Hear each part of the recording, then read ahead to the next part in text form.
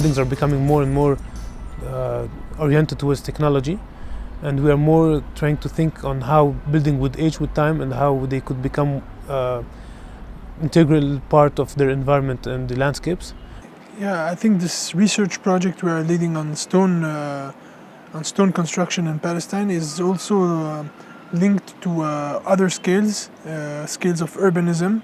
This law that we inherited from the Ottoman Empire, we have to build all our buildings with stone, and today this law is still exists, but it's creating a sort of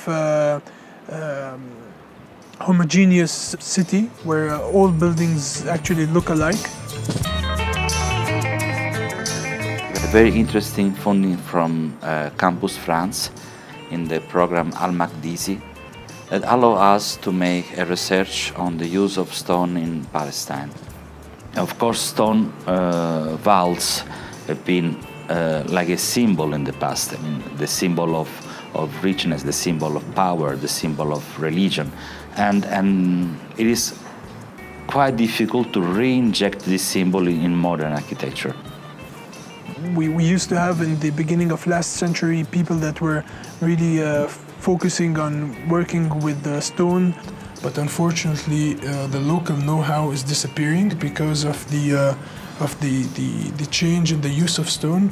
While stone was used as a structural material in the past, it is now used as a cladding material, and you can't make a stone factory change its process of fabrication.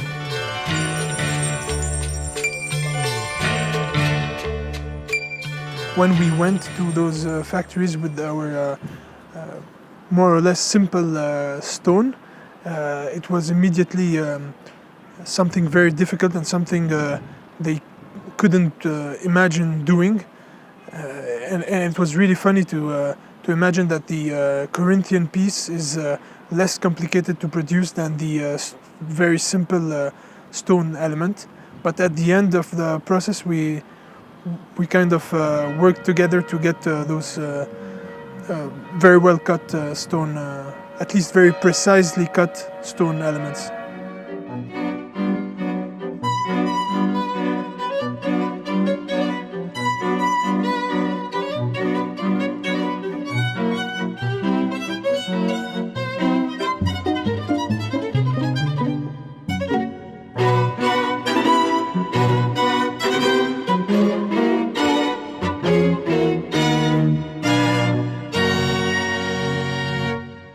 I think imagining a residency in a very specific area like Jericho, where you have very particular climatic conditions, pushes to rethink the whole idea of having artists coming and passing a month or two in Jericho to produce something. So having this building completely opened to the urban space and trying to position the artist as the actors actually and the activators of the space, I think pushes the El Atlal association to rethink the whole format of the residencies.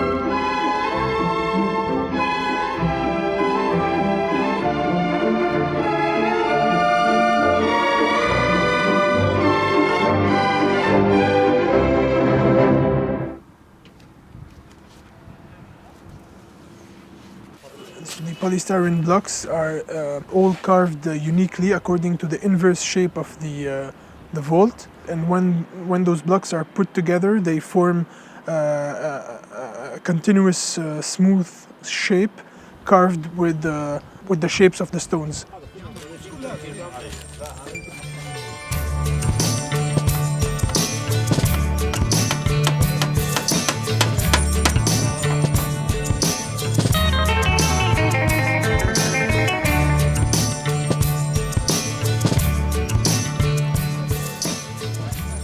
least here in the region, they used to build the walls or the supporting structures at different ends and then fill the interior space with earth. For our vault, we started from the center because the interlocking system that we used can only be built in one way. It's a one-way mounting procedure.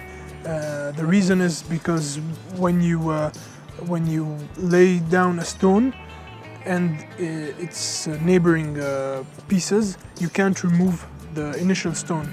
So actually it's like a sort of a three-dimensional puzzle, and so you can't start by any point. You have to start by the center and go progressively towards the ends.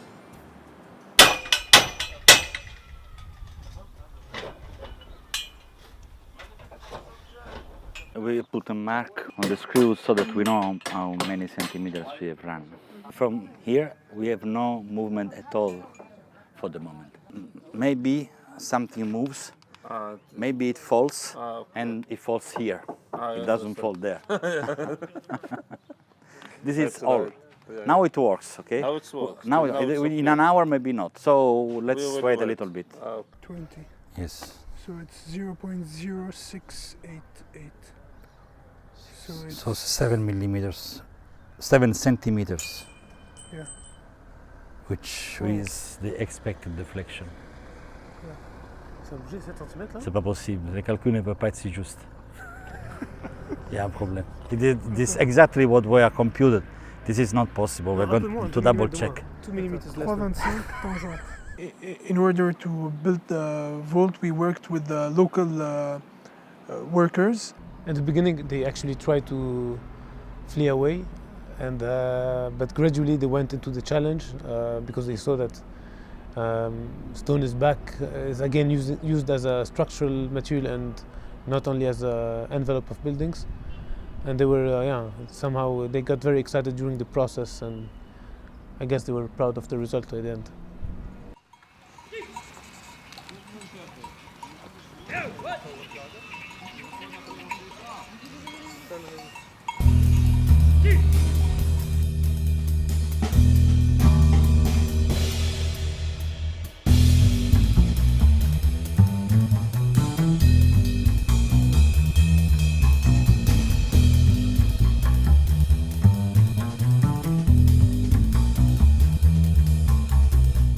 The entire vault covers a space of 60 square meters and it spans 7 meters with a constant thickness of 12 centimeters.